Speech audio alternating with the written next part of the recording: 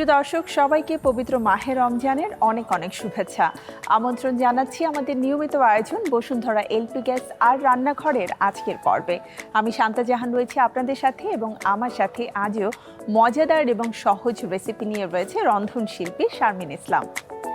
তো আজকে আমাকে কি শেখাচ্ছ? আজকে আমি মিষ্টি কুমড়ো দিয়ে রুই মাছ করব। আর সাথে কি থাকছে? আর সাথে ঠান্ডাই সালাদ। কি কি উপকরণ লাগছে আমাদের? আমরা নিচ্ছি রুই মাছ, মিষ্টি কুমড়া, টমেটো, আদা রসুন পেস্ট, পেঁয়াজ কুচি, কাঁচামরিচ, ধনেপাতা, জিরা, পাঁচফোড়ন। প্রিয় দর্শক চলুন আমরা চটজলদি কিভাবে আপনারাও মিষ্টি কুমড়ো দিয়ে রুই মাছ রান্না করতে পারেন সেটি দেখে নেই। আমরা একটু হলুদ মরিচ নিয়ে আসি, তুমি মিক্স করবো আমি। আমরা মাছটাকে আগে ভাজবো। হ্যাঁ, আমার কাছে মানে মনে হয় যে দেশীয় খাবারের মধ্যে আমাদের মিষ্টি কুমড়াটা খুবই হেলদি। কারণ আগে তো ছোটবেলায় আমাকে আমার আব্বু যেটা বলতো সেটা হচ্ছে মিষ্টি কুমড়াতে প্রচুর পরিমাণে ভিটামিন এ আছে, খাও চোখের সমস্যা হবে না। তো এই জন্যই খেতাম। আর আরেকটা মজার ব্যাপার হচ্ছে আমাদের নিজেদের বাড়িটাই তখন অনেক বিশাল বড় ছিল। আচ্ছা আচ্ছা। আব্বু নিজে সবজি চাষ করতে খুব পছন্দ করতো। সেটা ফ্লেভারই তো একদম। আমরা বেশিরভাগ সবজি হচ্ছে নিজেদের গাছ থেকে পেড়ে তারপরে আম্মু রান্না করতো, সো এই কারণে মজাটা অনেক বেশি হতো। আচ্ছা আচ্ছা। লবণ দিব, দুটোর মধ্যে লবণ দিব।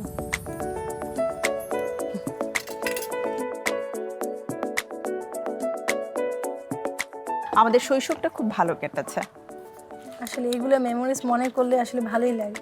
হ্যাঁ, আমাকে দুটো চামচ দাও, মিক্স করি।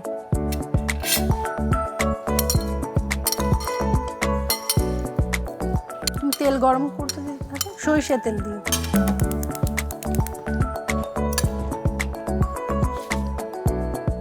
যেহেতু বড় বড় মাছ ভাজবো একটু তেল দিতে হবে, তাই না? হ্যাঁ, দিয়ে দিই।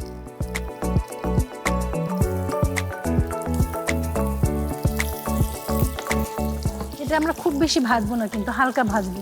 তাহলে উল্টে দেই না? হ্যাঁ, উল্টে।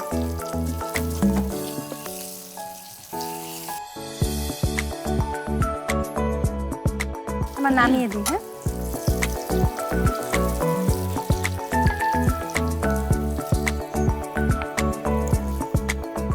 এখন দেন আমরা মাছগুলো ছেড়ে দেব।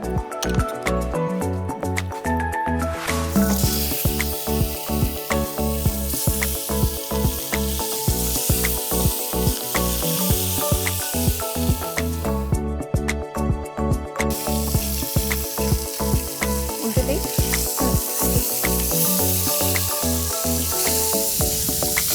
মাছটা খুব লাল হবে। সুন্দর একটা মাছ ভাজার, মাছটা বোধহয় বেশ তাজা ছিল মনে হচ্ছে। হ্যাঁ,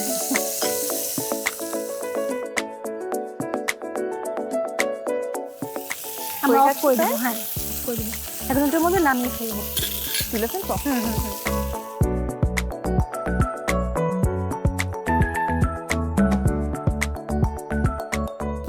আমরা এখানে আরেকটু সামান্য তেল দিব এখানে। তার মানে আমরা এই তেলেই রান্না করব? হ্যাঁ হ্যাঁ, এই তেলে রান্না করব। বাস, ঠিক আছে। তেলটা হালকা একটু গরম হলে আমরা একটু জিরা দিব, আর হচ্ছে সামান্য একটু পাঁচফোড়ন দিব। পাঁচফোড়নের ফোড়নটা দেওয়ার পরে অসম্ভব মজার একটা স্মেল আসে।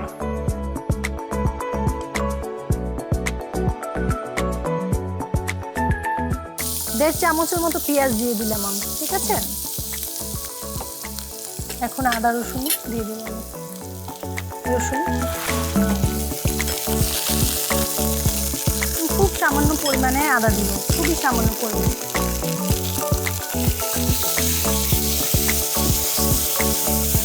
হলুদ মরিচ দিবা? হ্যাঁ, কারণ অলরেডি হলুদ কিন্তু আছে। হ্যাঁ হ্যাঁ হ্যাঁ, মাছে আছে, মিষ্টি কুমড়াতে আছে।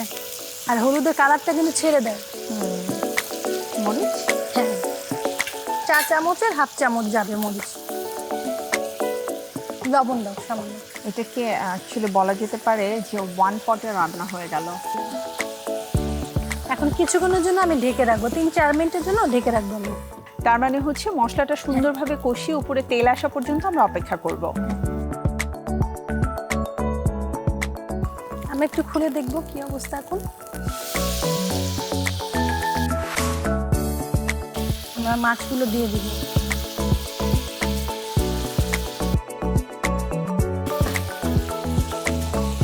মিষ্টি কুমড়ো দিয়ে দিব।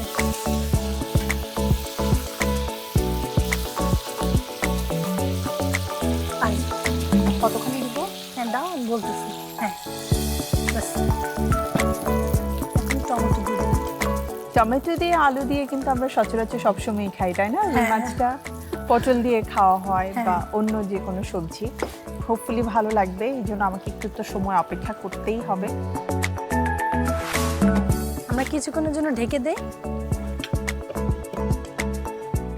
শারমিন আপু, আমাদের কতক্ষণের মতো সময় লাগবে এটা পুরোপুরি হয়ে যেতে? 6 থেকে 7 মিনিট।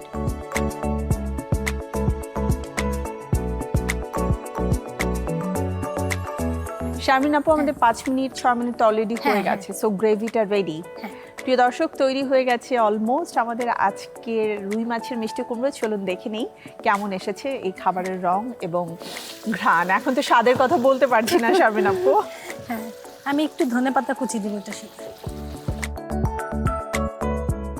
ধনিয়া পাতাটা আমরা একেবারেই নামানোর আগে আগে দিয়েছি, সো ধনিয়া পাতার যে একটা আমি বলবো এটাকে তাজা ঘ্রাণ, সেই ঘ্রাণটা কিন্তু থেকে যায় এবং দেখতেও ভালো লাগে। ধনিয়া পাতা কখনোই ওভারকুকড হয়ে গেলে দেখতে কিন্তু ভালো লাগে না।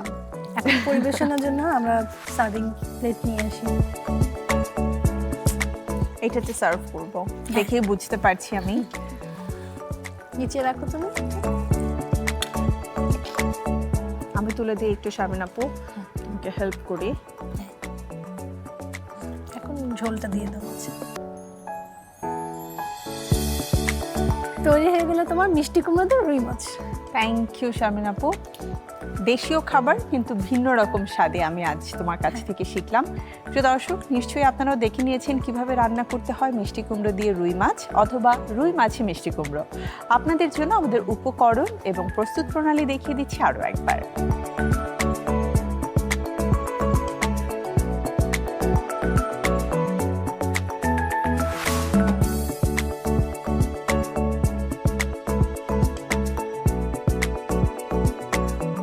এবারে কিন্তু আমাদের আজকের আয়োজন থেকে সময় হয়ে গেছে ছোট্ট একটি বিরতি নেবার। বিরতির পরে আবারও ফিরছি, কোথাও যাবে না, থাকুন আরটিভির সাথেই। ফিরে এলাম বিরতির পরে বসুন্ধরা এলপি গ্যাস আর রান্নাঘরের আজকের আয়োজনে। প্রিয় দর্শক, প্রথমে আমরা মজাদার একটি দেশীয় স্বাদের খাবারের রেসিপি আজ দেখেছি, এবারে দেখব পরবর্তী রেসিপি আমাদের জন্য কি অপেক্ষা করছে। শারমিন আপু, যথারীতি সালাদ, তুমি বলছিলে ঠান্ডাই সালাদ, রাইট? তো আমরা ঠান্ডাই সালাদ তৈরি করতে কি কি উপকরণ লাগছে দর্শক চলুন দেখে নেই। বলো কি কি লাগছে? টক দই নিলাম 1 কাপ পরিমাণ, তারপরে রয়েছে শসা 1 কাপ, 2 কালার ক্যাপসিকাম রয়েছে, হলুদ এবং লাল আমরা নিয়েছি, আপনারা ইচ্ছা করলে সবুজও নিতে পারেন, কোনো সমস্যা নেই। গাজর, এখানে রয়েছে গাজর, এটা কি মানে কাঁচা গাজর, এবং লেবুর রস, ধনেপাতা, লেবুর রস, তারপরে রয়েছে ধনিয়া পাতা এবং কাঁচামরিচ, রাইট? হ্যাঁ। সো আমরা ড্রেসিংটা তৈরি করছি। টক দইয়ের সাথে কি আমরা এখন লেবুর রসটা দিয়ে দিব? হ্যাঁ, টক দই, কাঁচামরিচ দিয়ে দেব, লেবুর রস দিয়ে দেব 2 চামচ। ঠিক আছে? হ্যাঁ, একটু তো। হ্যাঁ, ঠিক আছে। লবণ মিক্স করো। শসা দিয়ে দেব, মিক্স করো তুমি। ক্যাপসিকাম দিয়ে দেব,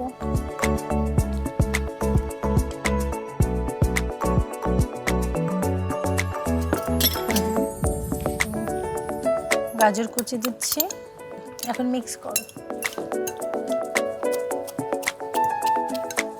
এই সালাদটা আসলে যে কোনো সময় খেয়ে নেওয়া যায়।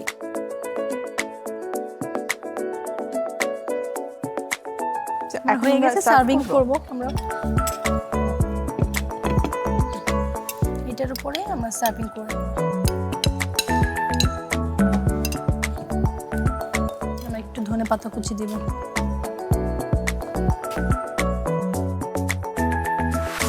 তৈরি হয়ে গেল তোমার ঠান্ডাই সালাদ। খুবই মজাদার এবং লেটুস দিয়ে ডেকোরেশন করেছে, সো লেটুসটাও খেয়ে নেওয়া যাবে। আরেকটা নতুন উপকরণ যুক্ত হলো। প্রিয় দর্শক, দেখে নিলেন সালাদের রেসিপিতে আজও কিন্তু খুব সহজ এবং মজাদার একটা রেসিপি আমরা আপনাদেরকে দেখালাম। আপনাদের জন্য আমাদের উপকরণ এবং প্রস্তুত প্রণালী দেখিয়ে দিচ্ছি আরও একবার।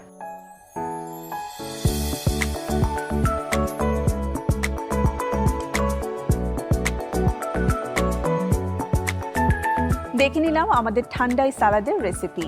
তো আজকের মতো বিদায় নিতে হচ্ছে। এমন অনেক মজাদার এবং সহজ রেসিপি নিয়ে আমি ফিরে আসবো আমাদের আগামী পর্বে। সে পর্যন্ত আপনারা সবাই ভালো থাকুন, সুস্থ থাকুন, আর চোখ রাখুন RTVর পর্দায়। দেখতে থাকুন আমাদের আয়োজন বসুন্ধরা, এলপি গ্যাস আর রান্নাঘরের প্রতিটি পর্ব। আল্লাহ হাফেজ।